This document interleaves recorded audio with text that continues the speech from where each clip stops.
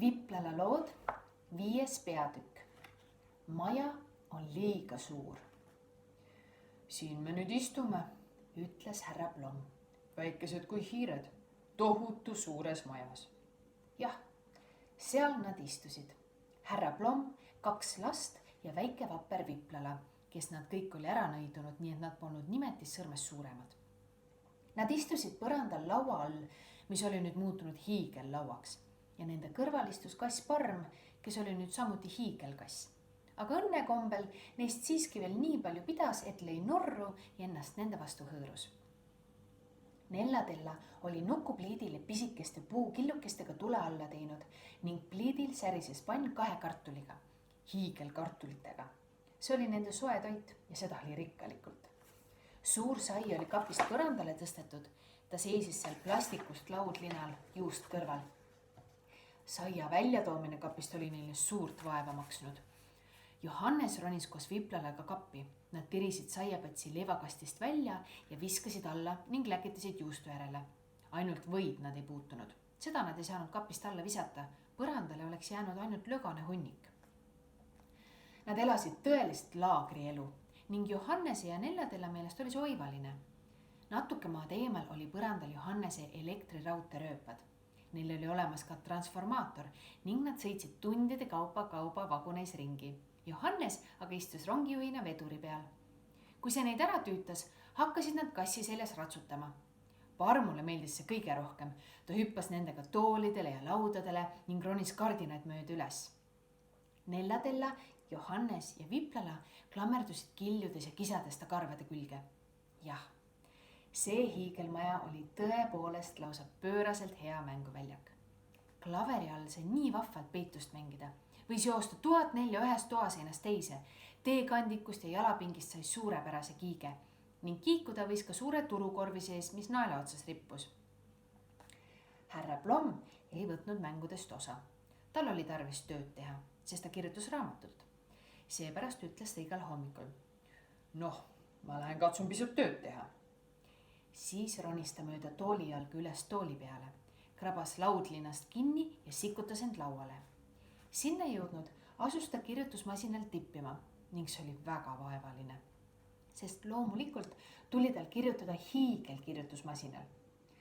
Pika pusimise peale läks tal korda 1 leht paberit masinasse keerata ja siis asus ta kirjutama. Ta astus jalaga S-tähe peale, siis 2 korda U peale ja hüppaks lõpuks R-ile. Nii sai ta kirjutatud sõna suur. Ent kui ta sel viisil oli 2 lauset kirja pannud, oli ta ka surmani väsinud ja pidi heitma nukuvoodisse puhkama. Igal hommikul käisid nad kõik koos vannis suplemas. Ühendatud jõududega suutsid nad kraani lahti ja jälle kinni keerata ning nõnda vanni vett täis lasta. Veerand tundi ujusid nad rõõmsalt siia sinna ning mässisid end pärast kõik 4 ühe kätereti sisse.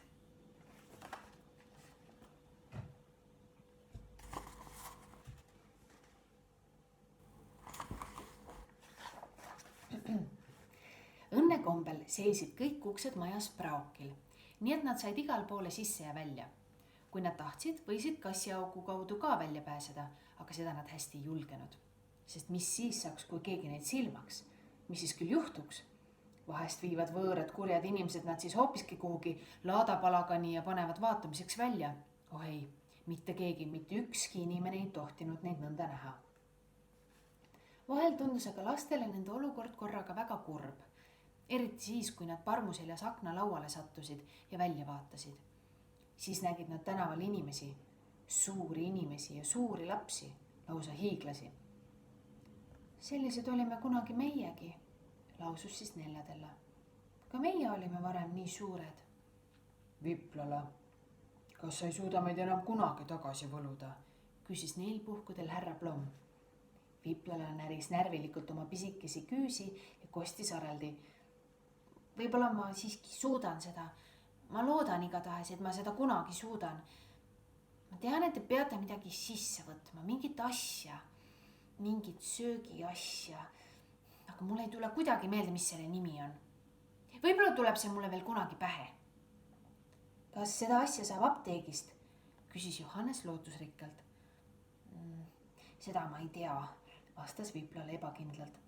Ma ei tea, mis asi on apteek. Johannes tahtis talle parajasti selgitada, mis asi on apteek, kui Nellatella sõrme püsti tõstis ja hüüdis. Pst, kuulake, ma kuulen midagi. Nad kõik kuulatasid. Härra Plomm oli parajasti oma töö juures ja temagi kuulatas, üks jalg õhus. Ma kuulen võtme keeramist eesukse lukus, sõnas Johannes. Kes see küll olla võiks? Oh, see on loomulikult proua Tingemans. Täna on ju ometi reede. Proua Tingemans tuleb koristama, tal on võti olemas. Poeme peitu, hüüdis Plomm kartlikult. Ta ei tohi meid üles leida. Poeme peitu. Nellatella laskis pilgul kärmelt ringi käia, otsides pelgupaika, kuhu proua Tingemans oma tolmuimejaga ligi ei pääseks. Nad kuulsid teda mööda koridori tulevat. Nüüd ta seisatas, ta riputas mantli varna. Ta laulis. Kotti, kähku, hüüdis Nellatella. Turukotti. Nad aitasid härra Plommil ruttu laualt maha ronida ja ainsa silmapilguga istusid nad juba kõik neljakesi seenal rippuvas turukotis. Oligi viimane aeg, sest uks avanes ja proua Tingemans astus tuppa. Ta vaatas üllatunult ringi ning lausus. Noh, kass, oled sa üksi? Kas kedagi pole kodus? Miau, ütles Parm. Küll on alles segadus, ütles proua Tingemans. Kõik muud kui põrandal, leib ja juust ja vaataks ometi küdev nukupliit. Miau, ütles Parm. Noh, küll ma kõik kohe ära kraamin, tähendas proua Tingemans ning tõstis saia ja juustukappi tagasi. Johannes ja Nellatella sosistasid turukoti sees teineteisele. Mis vaeva see meile küll maksab, kui saia jälle põrandale saame? Kas me ei peaks parem välja ronima? Ei, sosistas härra Plomm, mitte mingil juhul. Ta ei tohi meid avastada. Läki, ütles proua Tingemans iseendale. Viin õige kõigepealt piimameele ja tühjad piimapudelid tagasi. Ta haaras turukoti. Selle raskuse järgi tundis ta, et kotis peab midagi olema ja vaatas sisse. Samas ta kiljatas ning laskis koti põrandale kukkuda. Ai! Karjatasid kõik kotis olijad üheskoos. Löök oli kõva. Johannes nuttis ja Nellatella oigas. Häälitses proua Tingemans. Nõiutud! See maja on nõiutud, ma pean kaduma!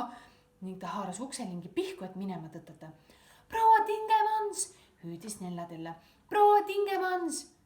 Mis siin sünnib? Ähkis proua Tingemans. Kott! Päkapikkudega! Ja need oskavad rääkida! Me pole mingid päkapikud, sõnas Johannes ja pistis pea kotist välja. Vaadake meid õige veidi lähemalt. Mina olen ju Johannes ja see on Nellatella ja näete, see seal on meie isa. Härra Plomm pistis pea turukotist välja ning lausus väärikalt. Tere päevast, proua Tingemans. Aga te olete ju päkapikud, ütles proua Tingemans erutatult. Ja kes on siis see? Osutas ta Viplalale. Ma seletan selle asja teile ära, proua Tingemans, lubas Nellatella. Me oleme ära võlutud. Ära tinistatud oleks õige öelda, tähendas Viplale. Hästi, ära tinistatud. Ta nimetab seda tinistamiseks, proua Tingemans. Tema on Viplala, see on üks liik päkapikke ja ta on siia elama tulnud. Aga paari päeva eest käisime restoranis ja meil polnud raha, et arvet kinni maksta. Siis muutis ta meid tillukesteks, et me ära pääseksime. Kas te taipate nüüd? Ma taipan ainult nii palju, et see lugu tundub mulle jäle, kostis proua Tingemans ärritusega. Kas te peategi nüüd igavesti nii väikesteks jääma? Võib-olla küll, ütles härra Plomm. Aga armas proua Tingemans, ärge sellest kellelegi rääkige. Muidu ei anna inimesed meile asu. Nad võtavad meid kinni ja hakkavad raha eest näitama. Ma palun teid, südamest, ärge sellest rääkige. Oh, kallis aeg, muidugi mitte, vastas proua Tingemans. Ma olen vait kui sukk. Ära karda, poiss. Oh, andke andeks, härra Plomm. Nüüd ma ütlesin teile poiss. Ärge seda mulle pahaks pange. See tuleb sellest, et te nii pisike olete. Ma ei pane seda teile pahaks, kostis härra Plomm pisut kibestunult. Mida ma teie heaks võiksin teha, küsis proua Tingemans. Kas te ei hoolitseks meie sisseostude eest, küsis Nellatella. meil oleks tarvis rohkem nukukahvleid ja nukulusikaid, siis veel nukuleivakast, nukuleivanuga ja nukuvõidoos ja õieti veel mitu asja. Nõnda siis istusid nad õhtul, kui proua Tingemans jälle läinud oli, kõik neljakesi pisikese laua ääres suure söögilaua all. Nad sõid viisakalt noa ja kahvliga. Neid oli nüüd terve nukuserviis ja väga hea toit laual. Oli salatit, puuvilju ja koort, kõik käeulatuses. Pealegi oli terve maja jälle puhas nagu reedet ikka. Nüüdsest peale hakkab ta iga päev käima meiest hoolitsemas, ütles Nelladella. Jah, kinnitas härra Plomm. See kõik on hea ja tore. Aga kas ta sellest siiski kellelegi ei räägi? Võib-olla oma mehele, arvas Johannes. Oih, küll siis mees juba edasi räägib ja me oleme ikkagi hädaohus. Mis me siis teeme? Ära muretsi, isa, ütles Nelladella. Igal juhul magame tänasest peale oivaliselt oma nukuvoodites. Neil on meil ju tervelt 4 tükki. Jah, nõustus härra Plomm.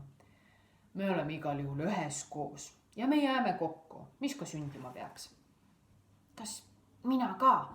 Küsis Viplala väga alandlikult ja kasinalt. Sina ka, kallis Viplala, ütles Nelladella. Sina kuulud samuti meie hulka. Ja kui me ka alatiseks nõnda jääme, niisama tillukesteks ja väetiteks, pole sellest miskit. Siis elame ikkagi 4 lõbusalt. Ning nad läksid nukulinnade vahele nukutekkide alla magama. Kass Parm jäi aga vahti pidama.